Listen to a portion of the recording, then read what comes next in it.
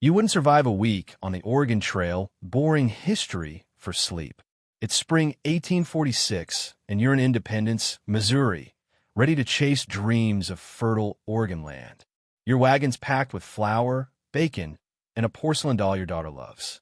The air buzzes with hope and fear as families hitch oxen and say goodbye to familiar lives. The Oregon Trail lies ahead, a 2,000-mile test of endurance where dysentery, broken wheels, and bad decisions lurk. Spoiler, you might not make it. Dim the lights, settle in, and let's walk this grueling path together.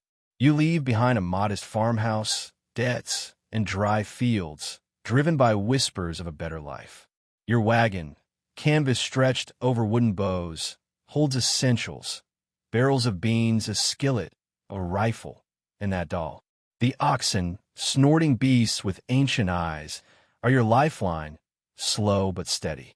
Departure is chaotic. Kids cry, parents argue, and someone named Lester wants to be wagon master. You vote for a quiet Ohio farmer instead. He seems less likely to steer you into disaster. The trail begins with a muddy path and creaking wheels. You walk, not ride. Wagons jostle too much. The prairie stretches endlessly, beautiful yet desolate, swarming with mosquitoes that seem to hate you personally. By night, you camp by a creek, exhausted. The ground's hard, your boots stiff, but the stars above are a silver ocean, promising something worth this struggle. Still, doubt creeps in. Is this the biggest mistake of your life? Historical fact. From the 1830s to 1860s, 400,000 people braved the Oregon Trail, marching across unforgiving terrain with hope and wooden wagons. Some hauled pianos, only to abandon them as broken dreams. By day 2, your body protests. Your feet blister, your back aches, and breakfast is damp cornbread and gritty coffee. The routine wake, walk, eat, camp, repeat is mind-numbing. Fellow travelers great. One hums the same hymn endlessly, another's dog chases chickens. Yet, there's comfort in the group, like a herd of anxious buffalo. You argue over routes and spacing, forming friendships and grudges in this dusty drama. Disease hits hard. Cholera, spread by filthy water, kills fast. 10,000 died on the trail. You boil water, scrub dishes with sand, and dig graves for those who don't make it, like Harris, whose wife buries him silently on a hill. Graves at the trail, marked by fading names or willow crosses. You count coughs at night, praying your family spared. Quirky fact. Some wore garlic necklaces to ward off sickness. One woman swore a pocket potato drew out fever. It didn't. Wildlife adds danger. A coyote spooks your oxen, sparking a stampede that splinters wagons. Buffalo herds awe but threaten. A deer carcass with clean bite marks hints at predators. You sleep with a rifle, food hung high to deter wolves. One night, a scream signals a stolen goat. The wilderness watches, hungry and indifferent. Scholarly debate. Were animals a real threat, or did diaries exaggerate coyotes into monsters? Bones confirm attacks, especially in remote areas. At Fort Bernard, a trading post, you barter a mirror for cheese and molasses. Prices are steep. A candle costs a shirt, but clean water and a bath feel like miracles. The fort's a chaotic hub where travelers trade goods and stories. You hear of cholera ahead, but clear mountain passes. You leave refreshed, but tension lingers. The trail waits for no one. Historical fact.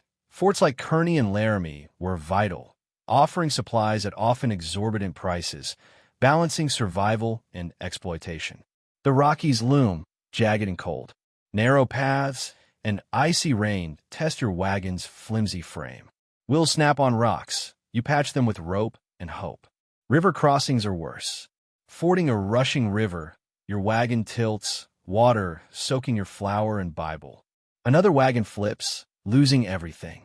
You salvage a skillet, but the river's indifference haunts you. Food dwindles.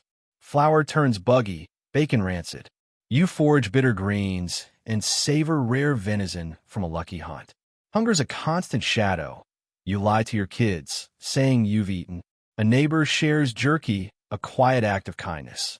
You boil bones for broth, stretching every scrap. Quirky fact: some brewed coffee from roasted acorns or made journey stew from corn and bones. It was awful. Letters, rare and precious, arrive via mail runner. Your mother's shaky script tells of a cousin's death and a sold horse. You reread it, tucking it away as the trail isolates you further. You write in a tattered journal, capturing the pain and fleeting peace like stars on a desperate night. Historical fact: mail was sporadic, left in tree hollows or at forts, carrying emotional weight for weary travelers. By the Willamette Valley, Oregon's no paradise, just mud and rain. No fanfare greets you, only the task of clearing land. You've lost much: friends, keepsakes, illusions. But you've gained grit and bonds forged in shared hardship. Your cow, Lucy, grazes nearby. The goat, Pickles, vanished with a hat. In a leaky shack, you sleep, not on the trail's hard ground, but in a start of something new. Scholarly debate: did Oregon fulfill dreams or expose the trail's myths? Some say it built resilience, others disillusionment. The trail's in your bones now: scars, stories, and the ability to light a fire in the rain. You're tougher, quieter, grateful for a dry sock or a warm meal.